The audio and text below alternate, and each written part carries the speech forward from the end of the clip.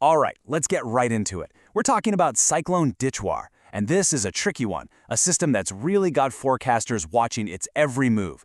We're going to break down everything we know so far. So this is the one question everyone is asking, right? Is Cyclone Ditwah heading for Tamil Nadu? And the answer isn't so simple. It's a really complex situation, and we're about to show you exactly why. Okay, so to even begin to answer that question, we first have to look at where the storm is right now. And here's the thing. Ditwah has already made landfall. It's sitting over Sri Lanka as we speak, and that's creating a pretty unusual and, honestly, a very uncertain forecast.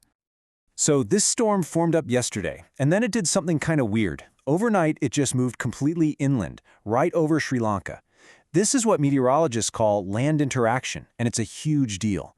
It basically throws a wrench in the works for all the forecast models, making it super hard to predict what it's going to do next. So let's get into the science of it. What's actually driving this thing? Because right now there are these two massive, powerful forces at play, and they're literally pulling the storm in opposite directions. You might be wondering, wait, why hasn't it just fizzled out over land? And the reason is fascinating. It's being fed by this constant stream of moisture, like a fire hose, coming all the way up from the equatorial waters. This deep, wet wind is what's fueling the cyclone, keeping its structure intact even though it's not over the sea.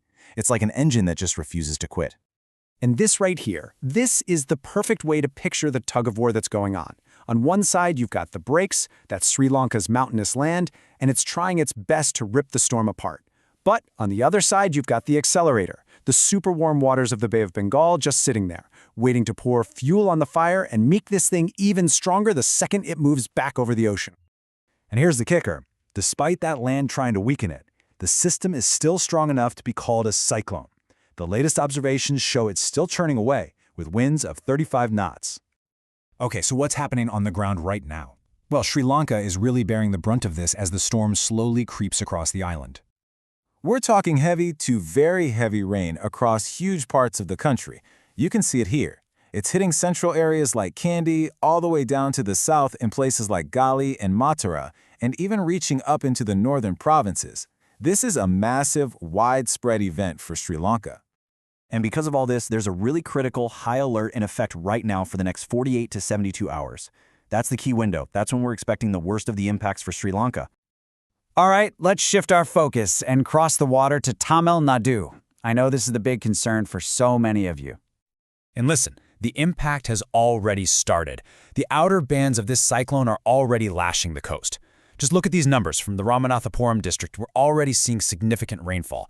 Pamban's got 12.4 centimeters, Mandapam with 9.2. The rain is here. And it's only going to get more intense, especially starting this afternoon.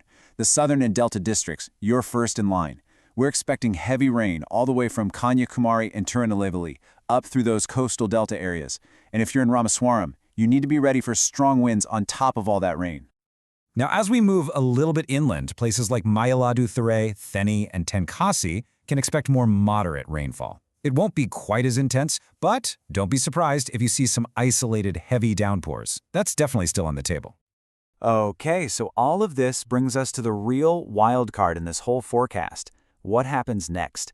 And what does it all mean for northern Tamil Nadu? Yeah, what is the forecast for places like Chennai, Chengalpattu, and Viluppuram? Well, this is where it gets really, really tricky. See, the forecast for the north isn't set in stone. It completely depends on a few things happening in order. First, the storm has to get off Sri Lanka and back into the Bay of Bengal. That should happen by this evening. Second, we have to see what it does over that warm water. Will it power back up? And third, its path after that will determine everything. It's a classic watch-and-wait game. So for right now, the best we can say for the northern districts is to expect some light to moderate rain and cloudy skies. That's the cautious forecast. We really just have to wait for it to get back over the sea before we can say anything with more certainty. All right, let's pull all this together. What are the key things you absolutely need to know, and what's the timeline we're looking at? So here's how it breaks down. By this evening, the storm should be back over the Bay of Bengal. Then, for the next 24 hours, all eyes are on whether it re-intensifies. That means the next 48 to 72 hours are absolutely critical. That's the window where we'll be watching its track and its strength to figure out where it's truly headed. So, if there's one thing to take away from all this, it's what the forecasters are saying. Be aware. This is not the time to be complacent. You really have to be very, very alert right now.